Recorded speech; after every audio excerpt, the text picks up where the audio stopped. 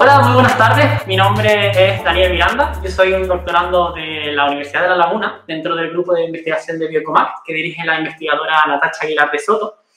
Y bueno, en este taller divulgativo científico, pues vamos a aprender un poquito cómo se estudia o las técnicas que se emplean para el estudio de algunas de ellas, de la biodiversidad marina, ¿vale? Decir que en esta charla lo que les voy a enseñar brindamos la posibilidad de que puedan venir a ponerlo en práctica, porque estamos impulsando un proyecto de ciencia ciudadana a través de una nueva asociación que se llama Transición Océano, y que justamente este año pues hemos sido seleccionados en la edición de Ingenia, un programa pues, que se impulsa también desde la fundación de la universidad, pues con proyectos relacionados con los objetivos del desarrollo sostenible, ¿no? Así que este taller, aparte de teórico, pues tiene esa parte práctica, no solo de aprender, sino también de ponerlo en práctica, pues quien esté interesado o interesada, ¿vale? Así que bueno, sin más dilación, vamos a empezar. Y lo primero que me gustaría es que se imaginaran que estamos de viaje y que un turista nos pregunta, oye, ¿dónde está Canarias?, ¿no? Entonces nosotros, imagínense cómo señalaríamos Canarias en un mapa, ¿no? A mí se me ocurren dos opciones. La primera opción es llegar al mapa y empezar así a rodear como cada isla, ¿verdad? Y la segunda opción sería hacer un círculo grande, miren, esto es Canarias, ¿no?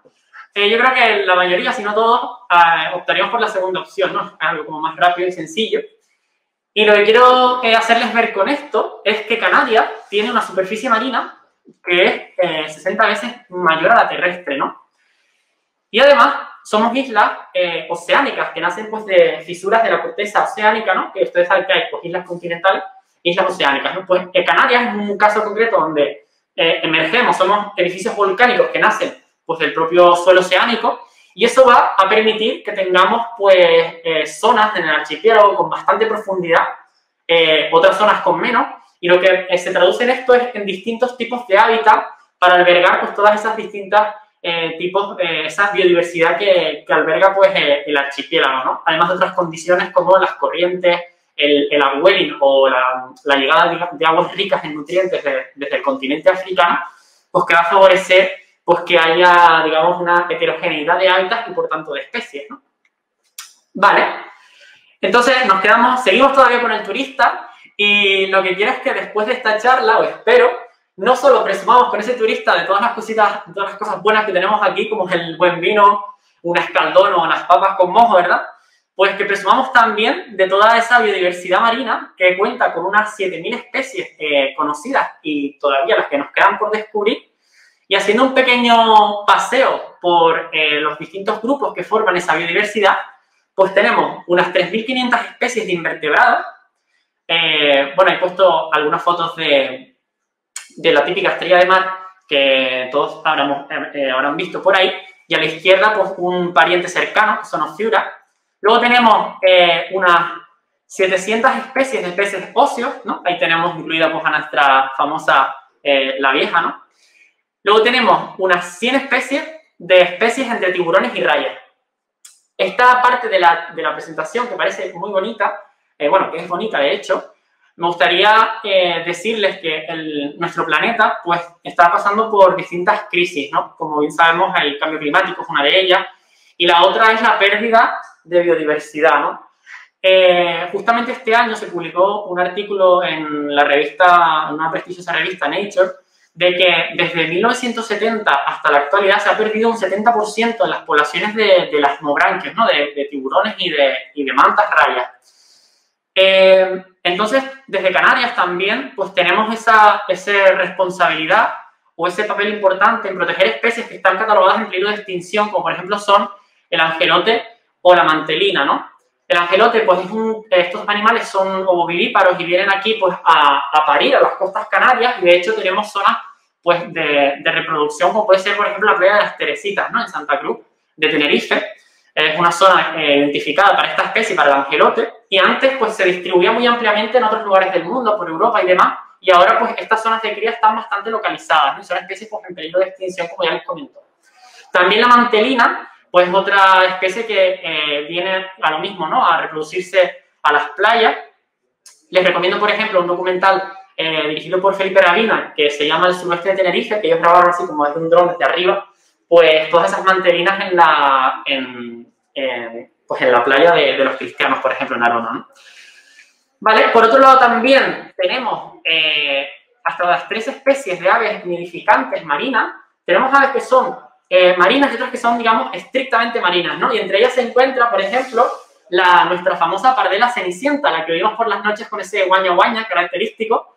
Y bueno, son aves que realizan su vida estrictamente en el mar abierto, ¿no? Una gaviota, eso es la diferencia de las gaviotas, porque las gaviotas, por ejemplo, pueden vivir en zonas del interior, como en lagunas, incluso en vertederos. Hay gaviotas viviendo en Madrid, por ejemplo, ¿no? Mientras que una pardela viene a tierra únicamente a nidificar, ¿vale? A poner, pues, su huevo, ¿no? Ponen un huevo. Y, por otro lado, pues Canarias alberga, digamos, la mayor parte de la población de pardela cenicienta, por ejemplo, a nivel nacional, ¿no? O sea, que somos, porque qué mejor sitio, si soy una ave estrictamente marina, que ir unas islas oceánicas, pues para venir a nidificar, ¿no? Luego tenemos 6 de las 7 especies que se conocen en el mundo de tortugas marinas, se pueden ver en el archipiélago, aunque más regularmente se ven 2, la tortuga boba y la tortuga verde, también las 2 pues catalogadas y protegidas. Y por último tenemos pues hasta 31 especies de las 80 que existen en el mundo de cetáceos, ¿no? O sea, fíjense, podemos decir que lo tenemos todo, ¿no? Vale, bueno, esto es una foto que hicimos en el Hierro, hizo una compañera, una de las campañas, y es una yubarta, una ballena jorobada, donde en este caso particular pues son poblaciones que se están recuperando desde las épocas de la industria ballenera, y probablemente pues también a lo largo del tiempo las veremos más pues alrededor de las islas, ¿no? Bueno, después de este pequeño paseo, estos son talleres, como ustedes saben, para, digamos, fomentar vocaciones científicas, ¿no? Entonces les vengo un poquito a hablar de las carreras a las que las personas pueden dedicarse a la conservación, ¿no? Que no son solo biólogos, sino también pues pueden ser carreras en ciencias ambientales. Hay ingenieros, hay incluso sociólogos, ¿no? Cuando tú implementas, por ejemplo, una reserva marina, pues tiene que haber estudios de distintas ramas, y pues es una cosa multidisciplinar, ¿no? Y muy enriquecedora.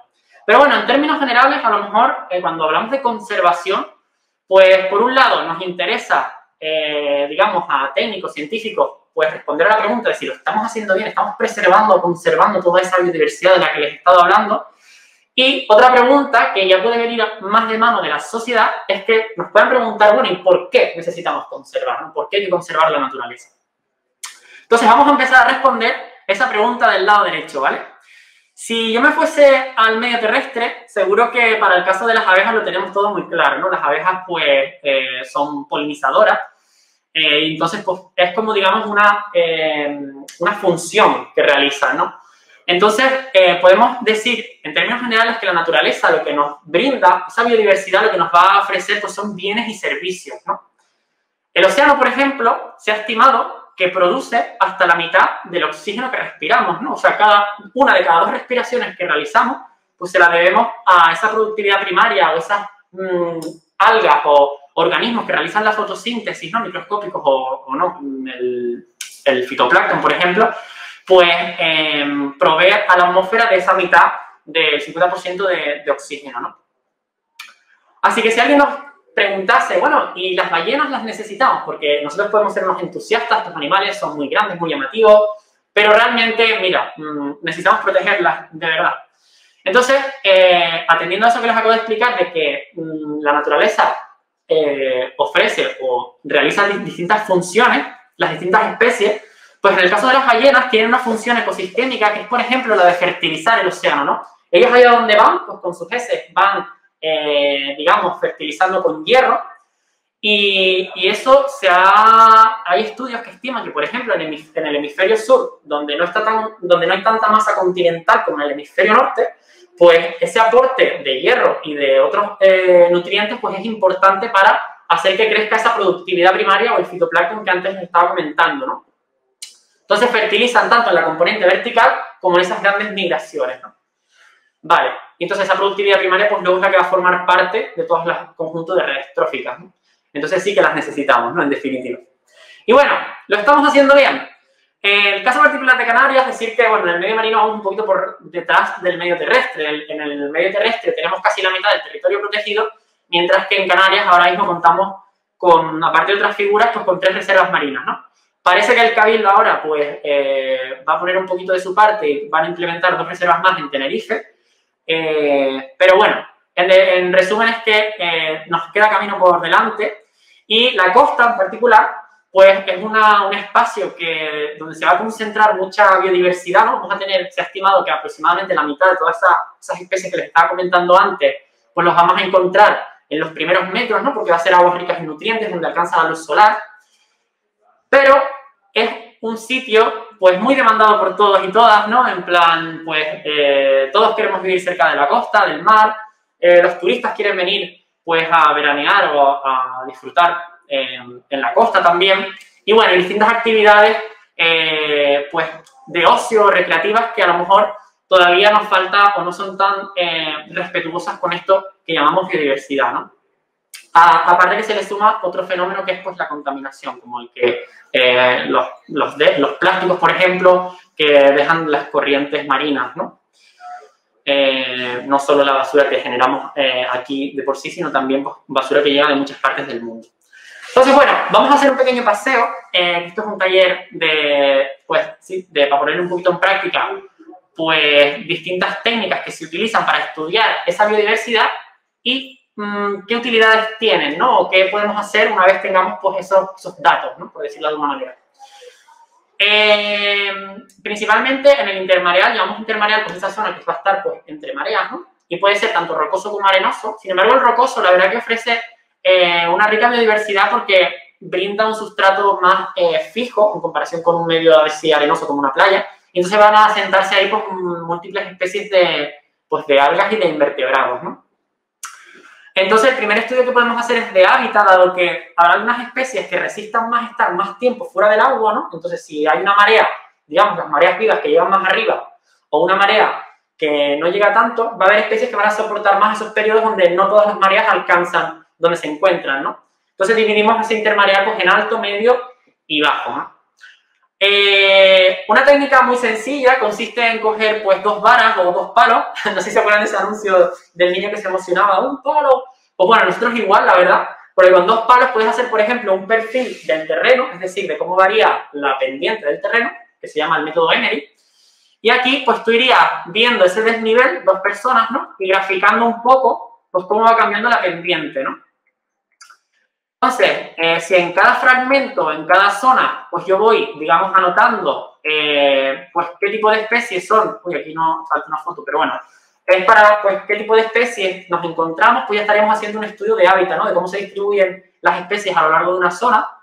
Y luego, si lo hacemos en un intermareal arenoso, una playa, pues con matemáticas sencillas, pues podríamos incluso estimar el volumen de arena que se ha perdido a lo mejor pues tras una tormenta, un temporal, ¿no?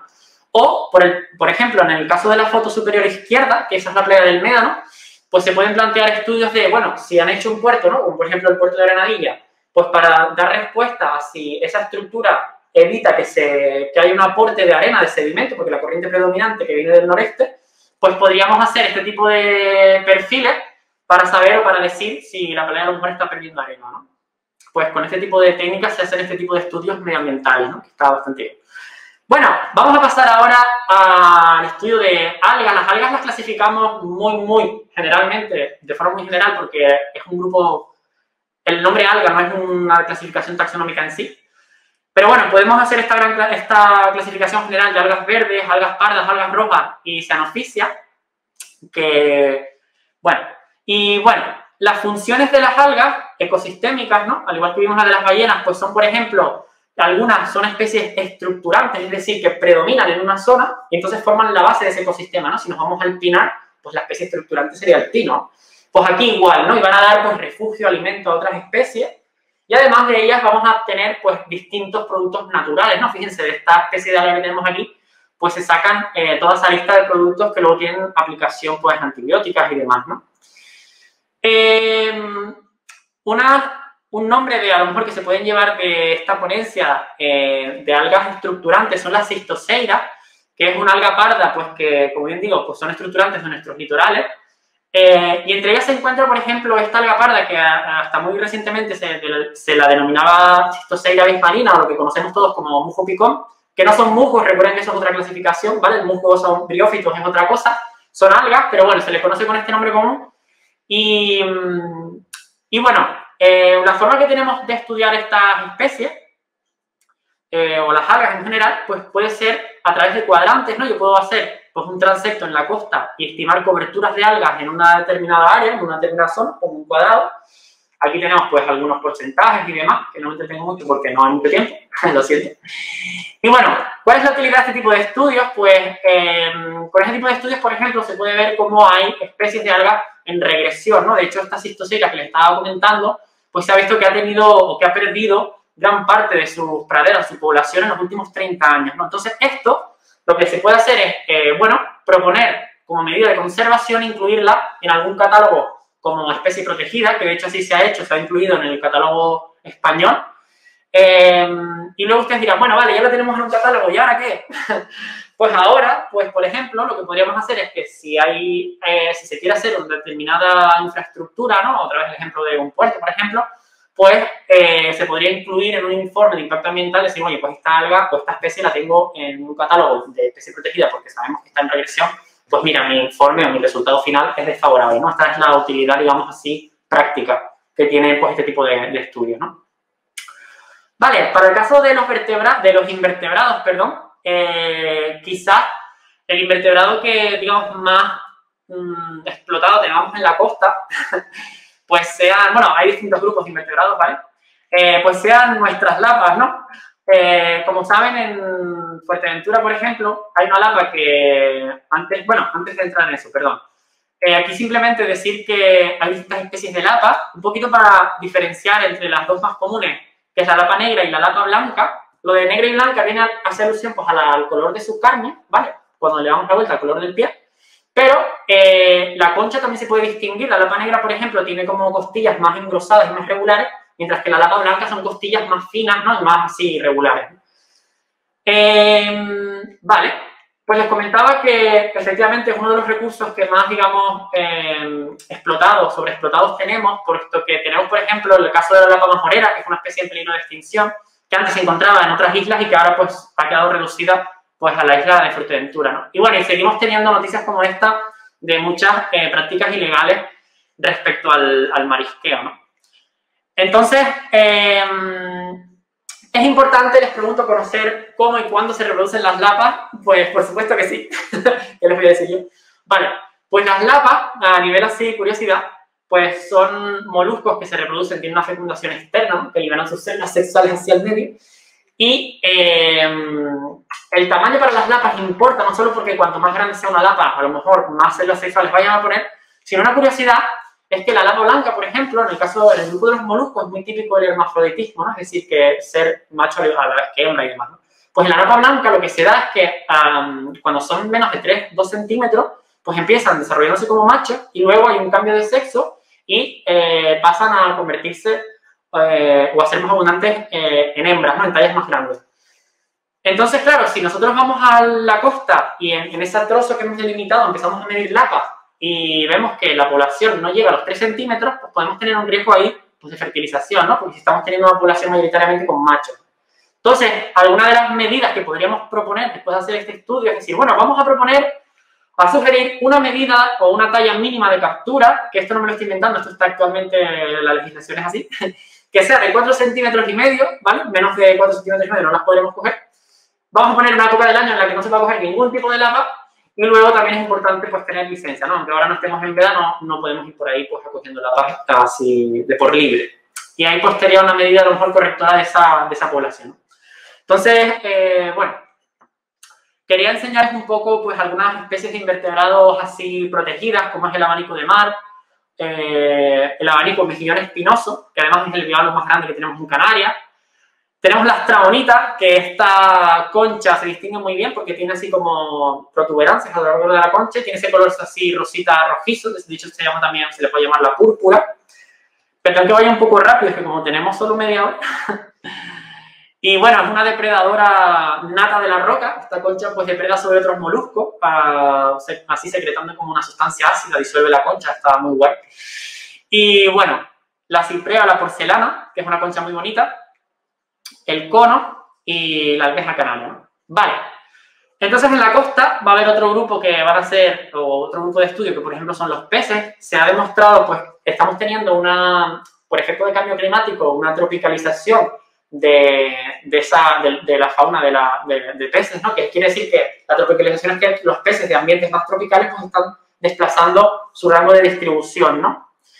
Ejemplo tenemos los peces cirujanos o el pez trompeta, ¿no? Que es de ambiente pues de aguas más cálidas y también ha aumentado sus poblaciones. Los peces gallo. Vale, entonces en ese intermareal o en esas zonas de costa, fíjense aquí en esta foto que tenemos ahí un pedazo mero enorme, pues vamos a encontrar juveniles, porque son una zona de refugio y de alimentos pues para juveniles de especies que son pues, de interés comercial, ¿no? Como son los meros, ¿no? Que es la foto que les traigo ahí, que son como un juvenil de meros, pues que hemos hecho fotos en la costa, ¿no?